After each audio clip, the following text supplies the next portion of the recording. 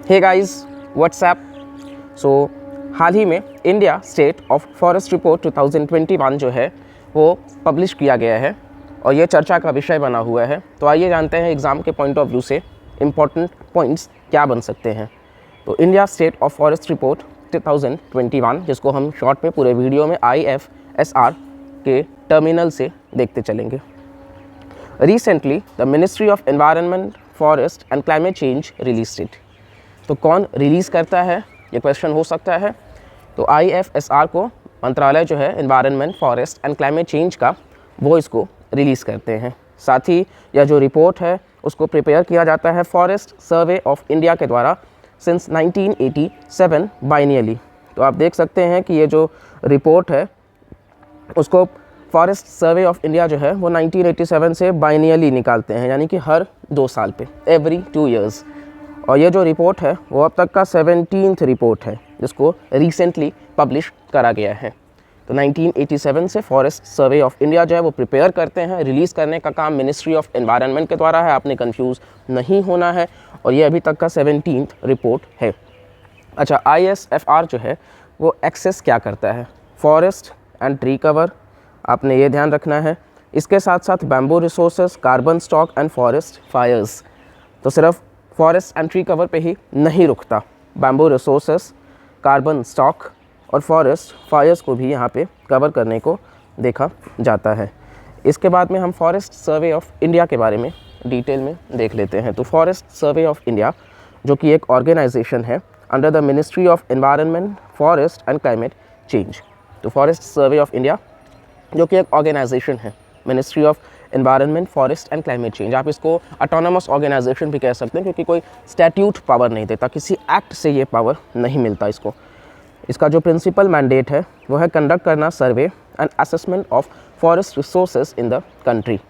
तो जो सर्वे और असेसमेंट करना होता है फॉरेस्ट रिसोर्सेज का कंट्री में, वो इसका प्राइम ऑब्जेक्टिव है, मैंडेट।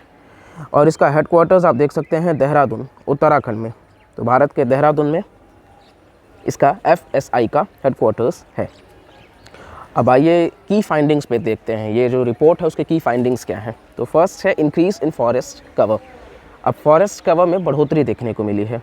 टोटल फॉरेस्ट और ट्री कवर जो था इस देश में वो 80.9 मिलियन हेक्टेयर्स से बढ़ गया है, यानी कि अब टोटल जो है फॉरेस्ट एंड ट्री कवर वह 24.62% of the geographical area of the country. और ये जो ट्रेंड है वो 2017 से लेकर के 19 और 19 से लेकर के 21, और ये ट्रेंड जो है वो कंटिन्यू, आप देखिए इस ग्राफ को, ये बढ़ता ही जा रहा है। तो ये आप देख सकते हैं कि ये मतलब क्वेश्चंस फॉर्म में होता है कि मतलब 2017 से 21 तक इंक्रीजिंग ट्रेंड में है। तो यस, ये जो रिपोर्ट है वो यही हाईलाइट करता है।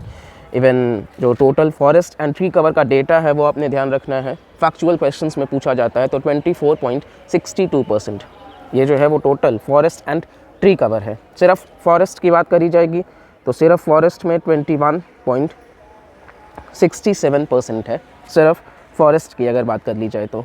लेकिन फॉरेस्ट एंड ट्री कवर की बात कर लें तो वहाँ पे 24.62% है। तो ये आपको कंफ्यूज बिल्कुल नहीं होना है।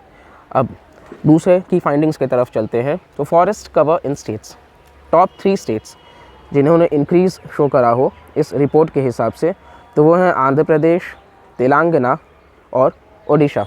ये जो 3 राज्य हैं इन्होंने इंक्रीज़ दिखाया है फॉरेस्ट कवर में, फॉलोड बाई झारखंड और कर्नाटका। तो टॉप 5 में आप झारखंड और कर्नाटका को भी कंसीडर कर सकते हैं, बट ओवरऑल टॉप 3 में आंध्र प्रदेश है, तेलंगाना है और ओडिशा है। तो अगर स्टेटमेंट फॉर्म में आता है कि किस राज्य ने फॉरेस्ट कवर में सबसे ज़्यादा बढ़ोतरी देखी है, तो आपको ध्यान रखना है आंध्र प्रदेश ने। एरिया वाइज हम बात कर लेते हैं। तो एरिया वाइज हमारे पास जो एक ट्रिक है वो बस कुछ इसी तरीके से है कि मैकॉम आप इस तरीके से याद कर सकते हैं: मध्य प्रदेश, अरुणाचल प्रदेश, छत्तीसगढ़, ओडिशा और महाराष्ट्र। तो ये जो है वो एरिया वाइज है। आपको ध्यान रखना है इंक्रीज़ इन फॉरेस्ट कवर इस रिपोर्ट के हिसाब से अगर पूछा जाएगा 2021 के रिपोर्ट से तो आंध्र प्रदेश होगा। और अगर एरिया वाइज आपसे पूछा जाएगा, स्टेट्स को क्रोनोलॉजिकली लगाना है ज़्यादा से कम में, यानी कि सबसे ज़्यादा तो मध्य प्रदेश में और उनमें सबसे कम में महाराष्ट्र में, इन 5 स्टेट्स में ही सिर्फ। तो ये 5 जो हैं वो डिक्रीजिंग ऑर्डर में हैं: मध्य प्रदेश, अरुणाचल प्रदेश, छत्तीसगढ़, ओडिशा और महाराष्ट्र। चलिए दूसरी तरफ चलते हैं। फॉरेस्ट कवर के पॉइंट ऑफ व्यू से अगर देखा जाए तो जो टोटल जियोग्राफिकल एरिया है परसेंटेज वाइज, हमने अभी कुछ समय पहले एरिया वाइज देखा था मैकॉम वाले ट्रिक में, यहाँ पर परसेंटेज वाइज देखते हैं कि टॉप 5 स्टेट्स जो हैं वो कौन कौन से हैं। तो टॉप 5 स्टेट्स आप देखिए, मिज़ोरम है, अरुणाचल प्रदेश है, मेघालय है, मणिपुर है और नागालैंड है। तो ये परसेंटेज वाइज हैं। अब आपको वहाँ क्वेश्चन में देखना है कि क्रोनोलॉजिकली वो एरिया वाइज पूछ रहे हैं या फिर परसेंटेज वाइज पूछ रहे हैं। एरिया वाइज हमने देखा मैकॉम है मध्य प्रदेश, अरुणाचल प्रदेश, छत्तीसगढ़, ओडिशा और महाराष्ट्र।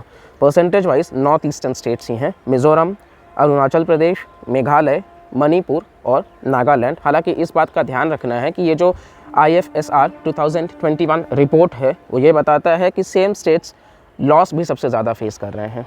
तो डिस्ट्रक्शन के तरफ भी कहीं ना कहीं जो थ्रेट है, जो खतरा है उनको, वो भी सबसे ज़्यादा इन्हीं राज्यों में है। और हाल ही में जो मंत्रालय हैं इसको संभालते हैं भूपेंद्र जी, तो उनका ये बयान आया कि 17 states now had 33% forest cover. तो भारत में 17 स्टेट्स, ऑलमोस्ट हाफ से भी ज़्यादा स्टेट्स जो हैं वो 33% फॉरेस्ट कवर को अचीव कर चुके हैं।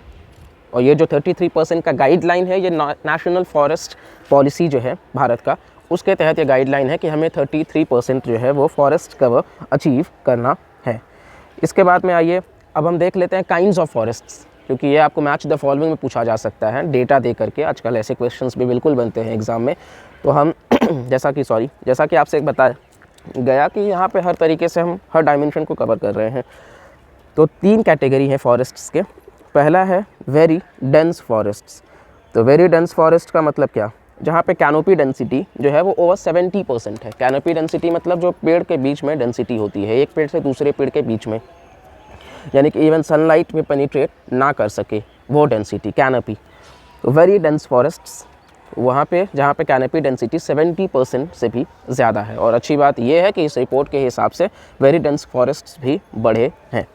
साथ ही मॉडरेटली डेंस फॉरेस्ट्स भी हैं जो कि 40 to 70% वाले कैटेगरी में आते हैं।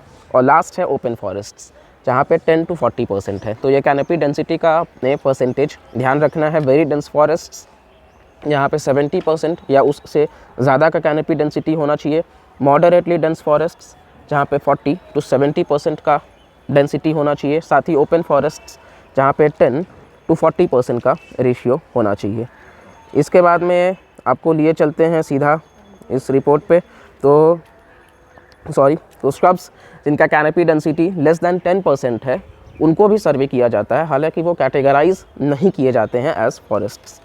स्क्रब्स को भी इस रिपोर्ट में सर्वे किया जाता है। और स्क्रब्स कौन होते हैं, जहाँ पे कैनोपी डेंसिटी 10% से भी कम होता है और उनको खैर फॉरेस्ट्स के कैटेगरी में नहीं रखा जाता। फॉरेस्ट्स के कैटेगरी में यही 3 आते हैं और इनके परसेंटेज को आप याद रखिएगा, रट्टा नहीं करना है, आप 2 से 3 बार देखिएगा, आपको खुद ही क्लियर हो जाएगा।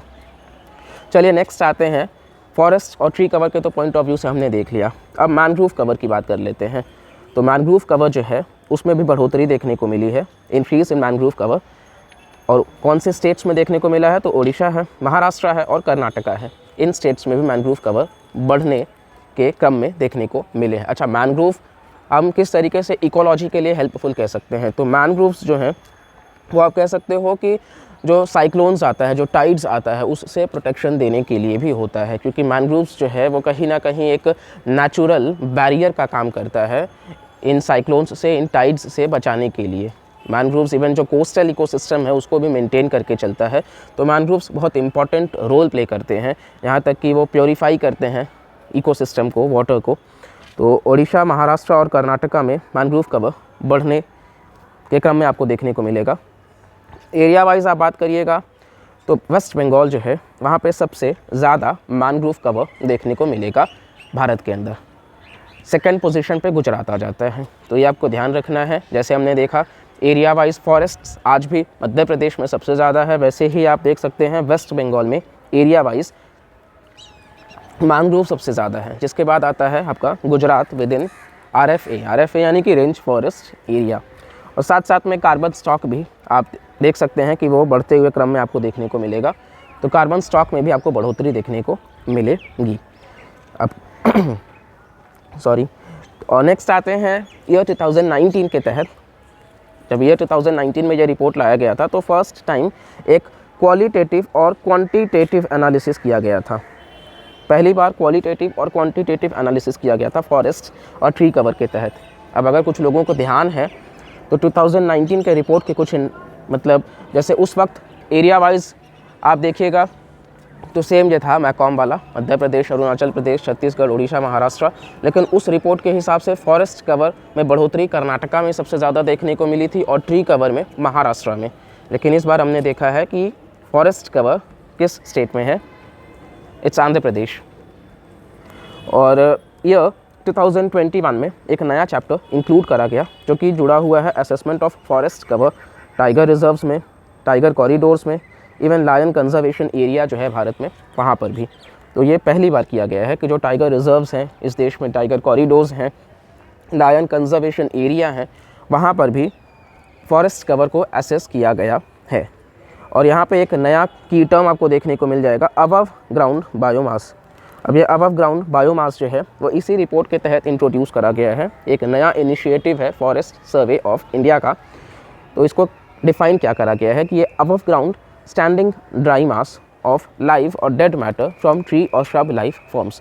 तो जो अबव ग्राउंड, ग्राउंड से ऊपर जो स्टैंडिंग, जो आपको ड्राई मास, पतझड़ जो देखने को मिल जाते हैं लाइव और डेड मैटर के, ट्री या फिर श्रब के लाइफ फॉर्म्स से, वो अबव ग्राउंड बायोमास। तो आपसे ये टर्मिनोलॉजी पूछी जा सकती है कि ये किस रिपोर्ट से जुड़ा हुआ है। तो आपने ध्यान रखना है India's state of forest report से, ठीक है। चलिए फिर नेक्स्ट आते हैं, फॉरेस्ट कवर जो टाइगर कॉरिडोर्स में बढ़े हैं लेकिन डिक्रीज़ हुए हैं टाइगर रिजर्व्स में। तो ये बहुत ही बारीकी से आपको ध्यान देना है कि फॉरेस्ट कवर जो है वो, जैसा कि हमने देखा कि इस रिपोर्ट से पहली बार टाइगर रिजर्व्स, कॉरिडोर्स और लायन कंजर्वेशन एरिया में भी कवर किया गया है। तो ये रिपोर्ट बता रहा है कि जो फॉरेस्ट कवर है टाइगर कॉरिडोर्स में वो तो बढ़ा है लेकिन टाइगर रिजर्व्स में वो घटा है। तो ये आपको ध्यान देना होगा कि टाइगर कॉरिडोर्स में बढ़ा है और टाइगर रिजर्व्स में कम हुआ है। साथ ही बक्सा, अनामलाई और इंद्रावती रिजर्व्स जो हैं वो इंक्रीज़ दिखाए हैं फॉरेस्ट कवर में। बक्सा जो है वो आपको वेस्ट बंगाल में देखने को मिल जाएगा, अनामलाई तमिलनाडु में, इंद्रावती छत्तीसगढ़ में। तो ये जो है रिजर्व्स वो इंक्रीज़ दिखाए हैं फॉरेस्ट कवर में। जबकि हाईएस्ट लॉसेस आपको देखने को मिल जाएगा कावल, जो कि तेलंगाना में फॉरेस्ट फायर वगैरह हुआ था, न्यूज़ में था, भद्रा और सुंदरबंस के रिजर्व्स में। सुंदरबंस अगेन न्यूज़ में था क्योंकि इसको सबसे बड़ा आप कह सकते हो कि मतलब ये लार्जेस्ट वेटलैंड जो है वो सुंदरबंस में ही आपको देखने को मिल जाएगा। तो बक्सा, अनामलाई और इंद्रावती रिजर्व्स ने तो फॉरेस्ट कवर में इंक्रीज़ दिखाया है लेकिन कावल, भद्रा और सुंदरबंस रिजर्व्स जो हैं वो डिक्रीज़ देखने को मिले हैं यहाँ पे। और हम जानना चाहते हैं अपने विद्यार्थियों से, अपने फॉलोअर्स से कि भद्रा जो है वो किस स्टेट में लोकेटेड है। और अगर आपको इसका PDF भी चाहिए तो ज़्यादा से ज़्यादा लोगों को शेयर करिएगा और ज़्यादा से ज़्यादा लोग कमेंट करिएगा, क्योंकि इस वीडियो को, कंटेंट को रेडी करने के लिए बड़ी मेहनत गई है और हम चाहते हैं आपसे लोगों तक ये पहुंच सके, तो इसके लिए बिल्कुल बताइएगा। और नेक्स्ट आते हैं, डिक्लाइन हुआ है, नॉर्थ ईस्ट रीजन में डिक्लाइन देखने को मिला है। इवन 2019 के भी रिपोर्ट से डिक्लाइन देखने को मिला था। अब यहाँ पर 2021 के रिपोर्ट में भी इस बात ने पुष्टि कर दी है कि डिक्लाइन देखने को मिला है नॉर्थ ईस्ट रीजन में।